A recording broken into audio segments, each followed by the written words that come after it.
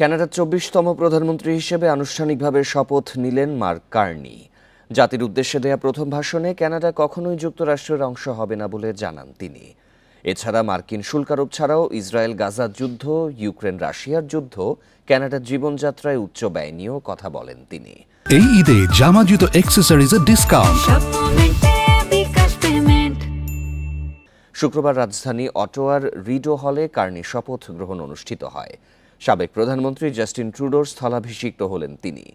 ৫৯ বছর বয়সী কার্নি এর আগে ব্যাংক অফ কানাডার গভর্নর ছিলেন। এছাড়া ব্যাংক অফ ইংল্যান্ডেরও নেতৃত্ব দিয়েছিলেন তিনি। কার্নি এমন অস্থির সময় সরকার প্রধানের দায়িত্ব নিলেন যখন মার্কিন প্রেসিডেন্ট ডোনাল্ড ট্রাম্পের সঙ্গে কানাডার বাণিজ্য যুদ্ধে জড়িয়ে পড়ার শঙ্কা বাড়ছে।